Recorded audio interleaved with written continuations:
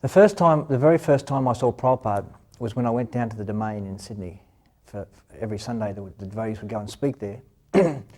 And on this particular weekend, the devotees said I had to come back to the temple because Prabhupada was speaking there. The spiritual master had come from America and from India. And so I went to the temple to see Srila Prabhupada, but he didn't give the lecture.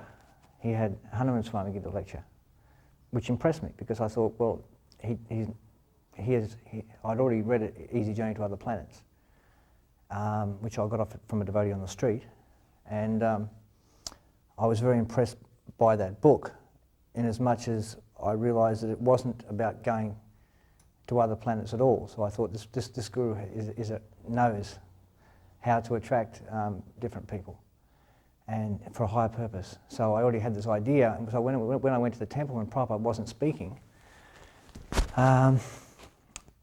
somehow or other it had the effect of making me think that the knowledge was absolute and he wasn't promoting himself as a personality, and that really impressed me. And after the lecture, I somehow drifted towards the temple and went in one side of the kitchen, and Srila Prabhupada got up from the Vyasasan, and he arrived at the opposite kitchen door at the same time as I came through the other door, and so Prabhupada stopped and looked at me, and I went like this. I thought he was, and I realised he was actually looking at me, not my body, just at me. And I thought he was looking at someone else, and so I sort of stared back at him, and he gave me this look, like a disgusted look, like, you know, where have you been, sort of thing, you know. And that Prabhupada's eyes riveting me had a very profound effect on me. Here in Melbourne, one time Prabhupada was walking through the park, and he stopped and he said, all sound is transcendental to a pure devotee. So we just pondered that and walked on. And I couldn't resist it. I just said, Srila Prabhupada, are you saying that these car horns, we can hear beep, beep, you can hear them in the back, beep, beep. Are you saying these car horns can be transcendental to a pure devotee? And Prabhupada said, yes. One thing that he said really affected me.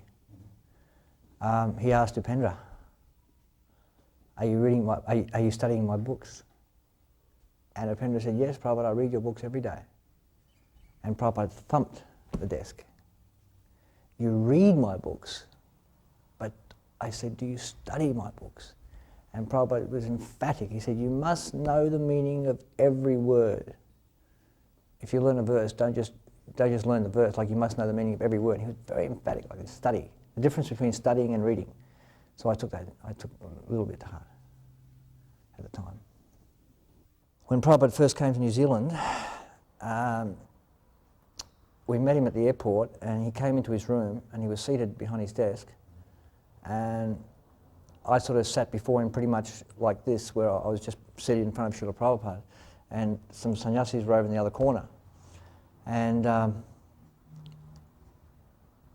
just straight away, because we've been preparing for so long for making a new altar, carving Jagannath deities, you know, getting Gaunitai. I brought Gaunitai personally back from India at great difficulty because they were a great big deity, brass deity, I had to carry them. And so we were looking forward to this. And I said, Srila Prabhupada, we can install Gaunitai deities and Jagannath deities. And Prabhupada sort of sat there looking at me. And after a while, he sort of didn't look at me, wouldn't look at me, but he looked over at the sannyasis and he said, dolls, just dolls. He is thinking they are simply dolls, idols, that's all. And so I was sort of a little bit shocked because I wasn't actually thinking like that. So then Prabhupada said, why do you want to install? And I said, well, it is Lord Chaitanya's movement. I think we should worship Gaunitai. And our Jagannath deity, Srila Prabhupada, is 6 inches tall. If we have Rath Yatra, who will see them? And so Prabhupada went, just like that.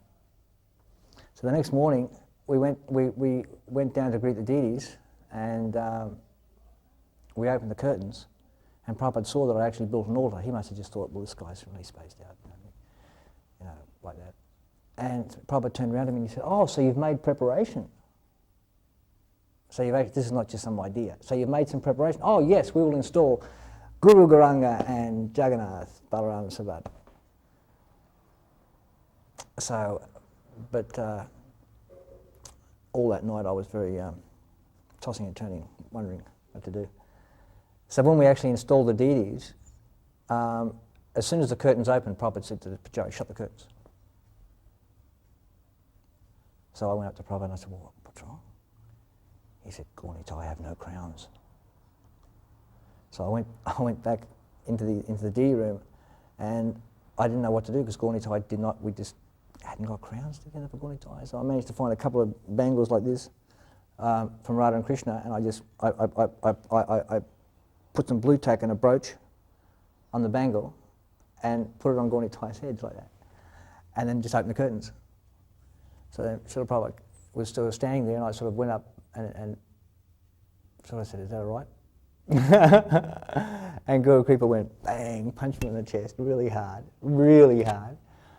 And just as I was choking for breath, Srila Prabhupada leaned over and said, "And now you must have Rath Yatra."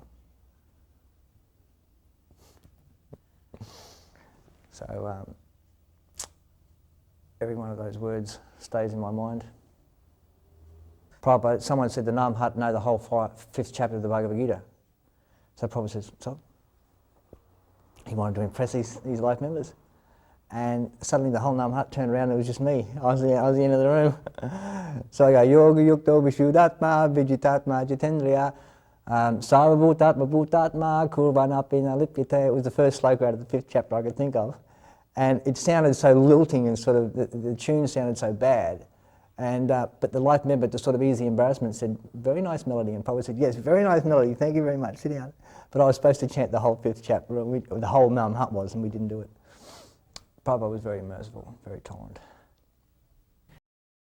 Jai Anilo Premadana